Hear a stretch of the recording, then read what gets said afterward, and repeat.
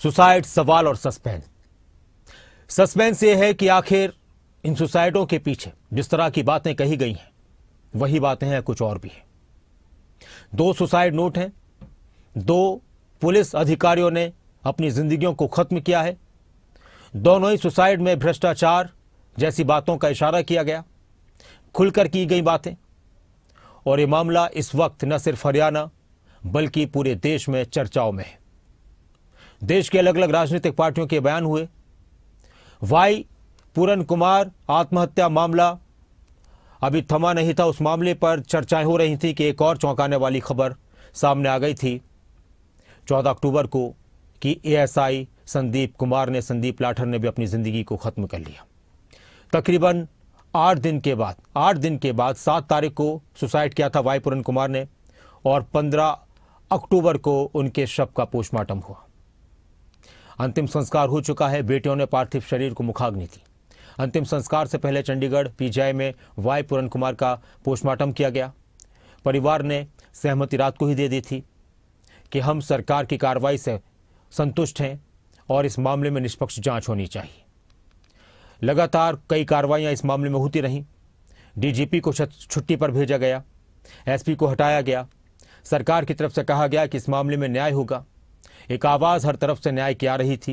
ये उस वक्त की तस्वीरें हैं जब वाई पूरन कुमार को मुखाग्नि दी गई, राजकीय सम्मान के साथ उनको सलामी दी गई और उसके बाद नम आंखों के साथ उनके परिवार ने उनको अलविदा कहा। एक रिपोर्ट आपको दिखाते हैं और इसके बाद फिर बात एएसआई संदीप कुमार की आत्महत्या मामले पर भी करेंगे कि उस मामले में अब तक क्या क्या कार्रवाइयां हो रही हैं, किस तरह की बातें निकलकर सामने आई हैं। एफआईआर को लेकर भी इस वक्त चर्चा चल रही है, उस पर भी बात करेंगे। आईपीएस सुसाइड केस में 9वें दिन अंतिम संस्कार।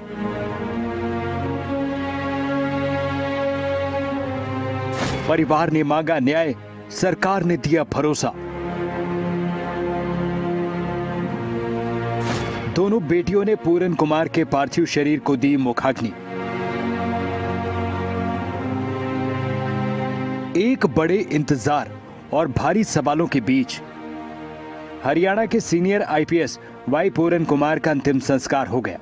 पूरन कुमार की दोनों बेटियों ने पिता के पार्थिव शरीर को मुखाग्नि दी। आंखों में आंसू, दिल में अपार पीड़ा लिए हर कदम पर महसूस हो रहा था प्यार, दर्द और विदाई की गहराई।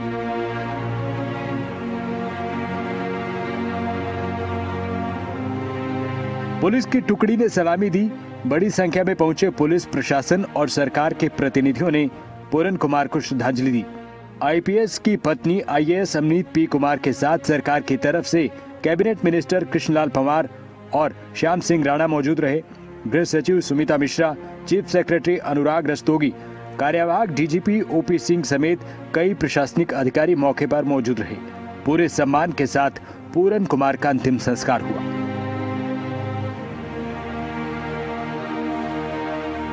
इस अंतिम संस्कार से पहले चंडीगढ़ पीजीआई में पूरन कुमार का पोस्टमार्टम हुआ। पूरी प्रक्रिया में 4 घंटे का वक्त लगा। घंटों चले पोस्टमार्टम के बाद शव को परिवार को सौंपा गया। PGI postmortem report Chandigarh police को सीधे सौंपेगा। 7 अक्टूबर को पूरन कुमार के सुसाइड के बाद पूरन कुमार के परिवार की मांग थी इस केस में एक्शन और निष्पक्ष जांच की। परिवार ने कहा था जब तक इस केस में कोई बड़ा एक्शन नहीं होगा तब तक अंतिम संस्कार नहीं होगा। सरकार ने भी इस केस में कई बड़े फैसले लिए। 7 अक्टूबर को वाई पूरन कुमार का सुसाइड होता है। पत्नी अमनीत पी कुमार ने एफआईआर दर्ज करवाई।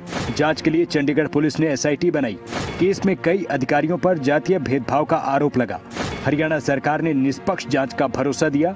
डीजीपी शत्रुजीत सिंह कपूर को छुट्टी पर भेज दिया। रोहतक के एसपी नरेंद्र बिजानिया को हटाया। सुसाइड के 9वें दिन चंडीगढ़ पीजीआई में पोस्टमार्टम हुआ।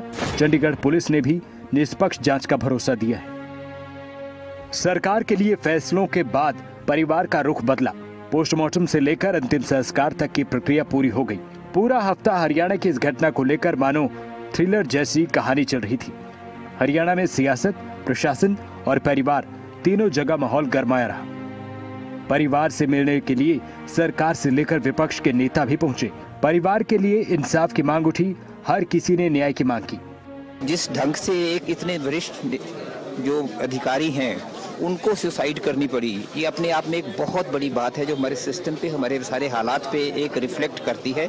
उस पर इतनी ये नहीं कह सकते कि इंसाफ हो गया आज यहाँ क्रिमेशन होने के बाद, वो सारी चीज़ आगे होएगी। और इनको मुझे पूरा विश्वास है कि फैमिली को, परिवार को साथ लेके इनसे बातचीत करके उसके बाद जो इन्वेस्टिगेशन होगी उसमें सब तय तक जाया जाएगा। 7 अक्टूबर को जब वाई पूरन कुमार का सुसाइड हुआ, उसके बाद परिवार से कई बड़े नेता मिले। जापान दौरे से लौटकर सीएम नायब सैनिक खुद सीधे आईएएस अमनीत कुमार से मिलने पहुंच गए। हरियाणा के कैबिनेट मंत्री से लेकर प्रशासनिक अधिकारी भी परिवार से मिलते रहे। केंद्र से लेकर विपक्ष तक के नेताओं ने भी परिवार का दुख साझा किया और न्याय सुनिश्चित करने का भरोसा दिया।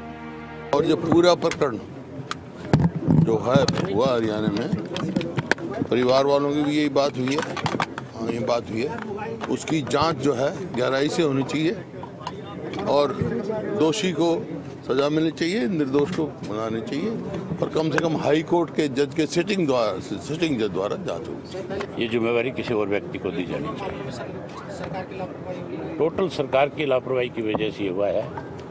उसने तो आईजी ने जो एडीजीपी था, वो तो 10 साल से कंप्लेंट कर रहा था कि मेरे साथ गलत हो रहा है। उसकी जांच उस वक्त होनी चाहिए थी।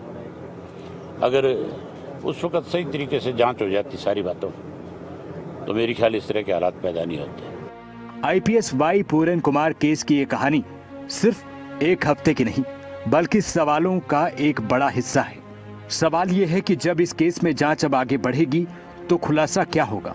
ब्यूरो रिपोर्ट, खबरें अभी तक।